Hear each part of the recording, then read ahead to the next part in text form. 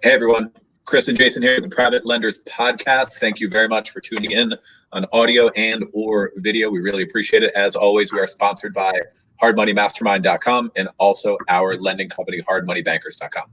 Today we're discussing how to quickly analyze and quote loans in a safe manner, effective manner. Here's the deal, a couple important issues to this. One is that a lot of brokers and newer lenders really don't know what they can lend on a property. And they're going to have to go through way too many steps to be able to quote a loan, an effective loan to a potential borrower. And on the other side of things, that real estate investor, that potential borrower, they need that quote quickly. They need to make a decision, especially in an acquisition scenario. They're looking for something quick and something solid. We're going to show you how to do it quickly and effectively. Yep, exactly. Very good points, because this comes up a lot. And, inside our business, we get about 1,000 inquiries, and that's just in our local office per month, right? And that might sound like a lot, but it's a numbers game, right? Most deals aren't going to work. So you got to get through these very, very quickly. And by doing so, you can follow, kind of follow some of this logic and these formulas. Obviously, in general, you need to make sure the borrower has cash. They have liquidity. If they don't have any money, unfortunately, you just can't help them. That's just the nature of the business. So depending on what market cycle we're in and where we are in the markets, obviously the scripting changes a little bit. So we'll go through kind of where we are today, because I think that's effective. This is as of the end of January 2021. So usually what happens is, so we're lending up to 65% of the after repair value, right? So let's say the after repair value, someone buys a property, they want to fix it up and flip it for $200,000. 65% of that's 130. So we know our max loan is 130. Now there's a few other things to discuss as well, but in essence, it's 130, give or take. So let's say you calculate, let's say they buy it for $100,000 and needs $60,000 in work, right?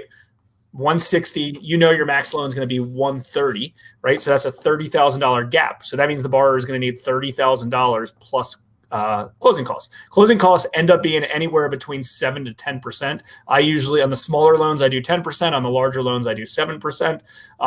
For my figures, when I do these, a lot of these things I'm analyzing quickly, kind of on the fly, because if the numbers, keep in mind, if the numbers don't work for the borrower based on the numbers they provide you, their after repair value, they're not going to work based on you looking at the deal. And the reason why is chances are you're going to be more conservative on your numbers than they are related to the after repair value. So if they're telling you the after repair value is 200, chances are it's not going to be worth more than 200. Chances are it's probably going to be worth closer to 180 or 190. But for this sake, let's just go off their numbers. So typically the rule of thumb is we'll do up to 65% based off the after repair value. And then we'll do what's equivalent to about 80% of the purchase price and 100% of the construction. So follow along with me for a second as I go through this. So let's say a real estate investor buys a property for $100,000 and it needs $50,000 in work, and it's worth $200,000 after repair value, right? So that means we would lend 80% of the purchase money, so 80% of 100, so that's $80,000, and then we'll lend 100% of the construction money, so 100% of $50,000 is $50,000. So 80,000 plus 50,000 is 130.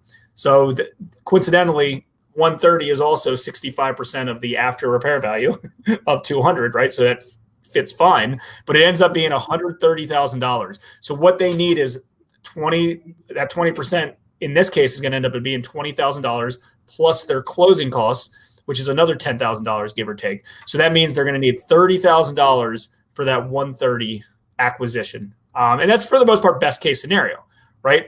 So if they don't have $30,000, there's no real point to continue to go down this road. Obviously, you can see if they can find a capital partner or potentially cross collateral addition properties, but that's kind of 101. Did you follow along with that, Chris? Yeah, that's a good breakdown. And let me clarify a couple things for people. I'm going to start by pointing out what a lot of newer lenders do wrong, in our opinion, is that they get a loan application, some kind of inquiry, and they say, okay, they get together some of the numbers. Here's the purchase price, here's the construction costs. And what a borrower is typically going to ask is, how much can I lend? And a lot of newer lenders will think in their head, man, I don't know. Is it going to be based on an appraisal, some kind of internal valuation, comping the properties? Yes, eventually it will. That will be a factor. But like what Jason was saying, just get to the cash question first as soon as you can, because there's no reason to go through all this valuation. Okay, yeah, maybe I'll do an inspection. Maybe I'll look at the properties. Maybe I'll pull a few comps, and then I'll and then do a bunch of work and come back. And lo and behold, 8 times out of 10, they don't have the cash to do the deal anyway. Maybe not 8 times. It might be a little high, but you get my point. So get to do your formula, just like Jason was saying.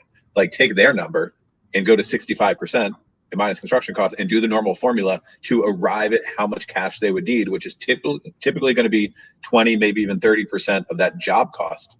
So in the $100,000 example, total job cost, if they're going to need 20, 25, 30K, just get to that right then. You can get to that in 60 seconds, right? Couple minutes, instead of making more work for yourself and doing a bunch of stuff and then coming back to the cash question, which kills the deal, right? Yeah. So get to that as soon as possible. What you can't do is have them go over the details with you and you say, okay, let me see how much we can lend and I'll get back to you. You don't need to. Why turn 2 calls and 1 call into 2? Get through it quickly. So the numbers are typically, for every 10 calls I get or 10 inquiries I get, 6 to 7 of them, they just don't have the ability. It's just not going to work, right? Either they don't have a property under contract right now, and if they don't, that's okay. I'm going to tell them the details of what they do if they do have a property under contract, or they do have a property under contract, or they think they'll get one under contract, but they don't potentially have the rest of the cash. And then 2 or 3, have potential, right? And then we take that to the next level. In a perfect world, I'd like to start my conversation with how much cash can you contribute into the deal, but that's not the most realistic, right? And you want to build rapport and get through stuff with them. So in general, you want to know how much cash they have, what their experience is, approximately what their credit is. Are they buying a good deal, right? We're in an environment right now that a lot of real estate investors are overpaying for things. They're emotionally attached to try to make some money on their deals. They believe that they're going to sell it for above market value, and they're overpaying for stuff, right? So a lot of deals need more than 20% down or 30% down because they're overpaying for it, right? And they've got to stick in our formula. And I know you might be thinking, well, the way hard money lending used to work is, you could give 100% financing and the borrowers didn't need as much cash to close. And that could be true. And that has been true. There's deals that we have done in other market cycles where we would lend 100% of the acquisition, 100% of the construction, and they would just bring closing costs to the table. Those deals, honestly, I haven't seen those deals exist over the last few years. The market's been too hot. Stuff is, investors are overpaying for stuff, or even if they're not overpaying for it, they're paying investor retail right now for stuff. There's still good opportunities for them, but they're not like these home run deals. And as far as I'm concerned, even if they do buy this great deal, let's say they buy that deal, we talked about 100,000 plus 50. Let's say they bought that for 80, right? Instead of 100. And would they not need that $20,000 gap, in bringing their own cash? Would we finance the rest? Probably not in this market right now. We want to make sure the clients, the borrowers, the real estate investors have enough skin in the game to make it work. So the important takeaway here, though, since we are talking about, and we've done lots of videos on underwriting, it's in the members area in the mastermind group, and we also have done a lot of free videos and podcasts related to underwriting. But anyways, for the purpose of this, analyzing quoting loans, don't leave anything out. Be as transparent as possible. A lot of these deals aren't deals to begin with, or a lot of these leads and inquiries aren't going to go anywhere anyways. That's just the nature of the business. So don't try to force to make it work. Don't try to go spend 10 or 15 or 20 minutes analyze an entire deal that doesn't have any legs anyways, because a lot of them unfortunately don't. And that takes a long, that's kind of a kick in the butt to you, because we're in a funky, hard money lending is an interesting business, right? It's one of the only business models that people are banging down your door all day long to utilize your service. And unfortunately, you just can't help everybody, right? Because the deals just don't work. So you got to understand that. And if you're starting out, I'm definitely good with you asking lots of questions up front. Hey, can you do this? Can you do this? You have cross collateralized. You have to ask a lot of questions. You want to understand it. The nature of it is if they don't have enough cash into a deal, it's not going to work. Maybe they have cross collateral of a property, or maybe they're going to be flipping another property soon, and you could potentially cross collateralize that and, to limit their cash out of pocket, or maybe they're going to be coming into some money in the next month and you could follow up with them in a month when they have the money. But you got to ask as many questions as possible and you want to analyze it on the fly. And, again, let's say they do have the cash and they do have the ability to do it. Well, then you take it to the next level, right? You hop on MLS, you try to familiarize yourself with the property. You don't have to drive out to the property. I definitely don't recommend driving out to the property until they commit to proceed with you based on your terms. But if they do have the cash, make sure they understand your terms, right? You want to make sure you're fully transparent of what's going on, right? There's lots of deals that are like, hey, I just had a lender that dropped out. I really need to close quickly. Let's do a deal. And I'm like, yeah, cool. Let's go through everything.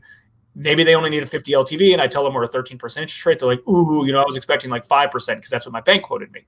I was like, get it. But we're a 13% interest rate. The purpose of our loans are more shorter term.